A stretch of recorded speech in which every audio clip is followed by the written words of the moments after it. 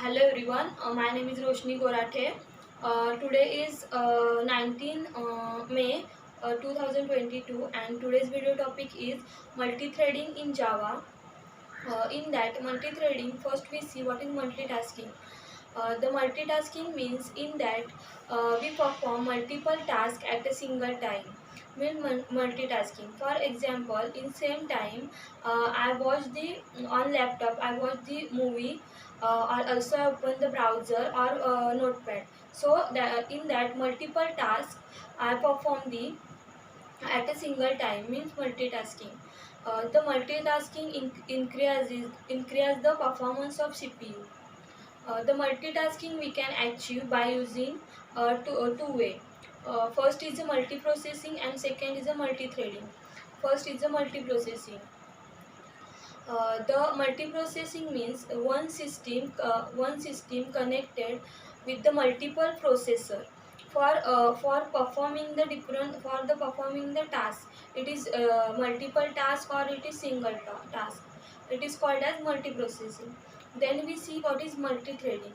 The multi-threading means multiple thread execute at a single or a simultaneously means multi-threading. For example, in VLC, I watch the same time there is video is going on or music is on or also timer is on.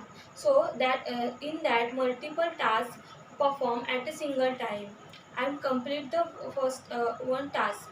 So it is called as multi-threading.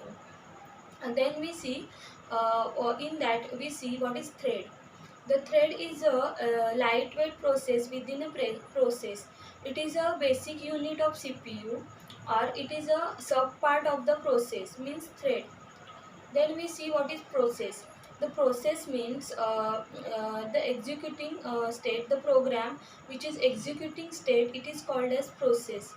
Then we see the difference between process and thread. In process is a heavyweight and thread is a lightweight. Process does not require synchronization and thread requires synchronization. Process take much time for thread creation. Process take much time for creation and thread take less time for the creation. Thread creation.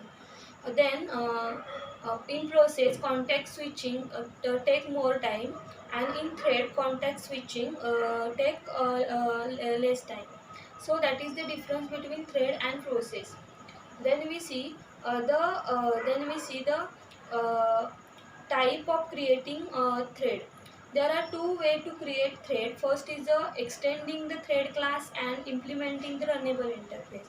First we see extending the thread class. Extend the thread class. In that there are some steps to create a thread by using thread class. So thread class is a parent class. If we want to create thread class by using thread, that time first we extend the thread class, it is first step. Then second step we override the run method in that class, and after that in main method we create the object of that class and create the thread, and after creating thread object below that we start the call the start method. So start method invoke the run method. So this is the way to create a thread by using thread class. Then next is a by using implementing runnable interface. In implementing runnable interface, uh, in that also some step. Firstly, in that class implement the runnable interface.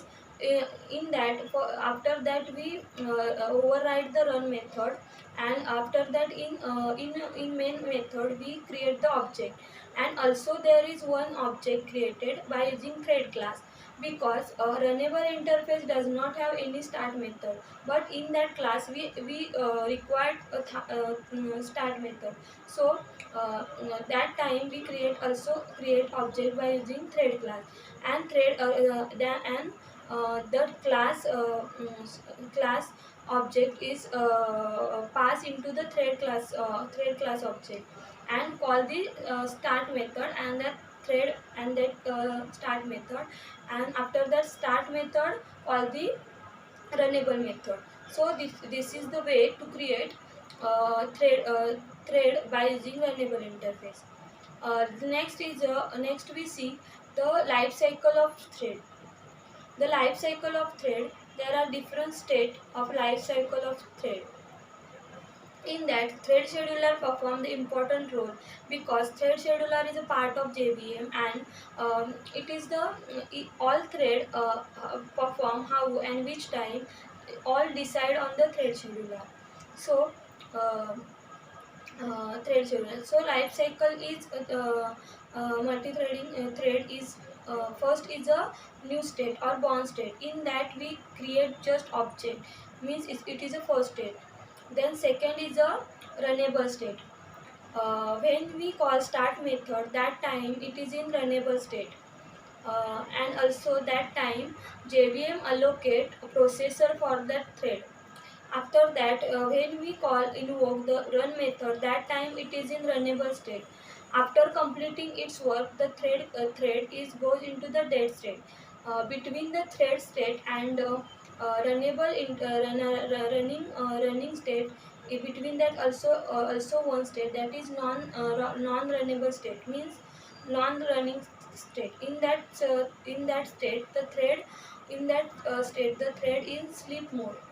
So after that, after completing thread task, it's going to the died state. So after that it cannot start again. So that's all about the multi-threading in Java. Thank you.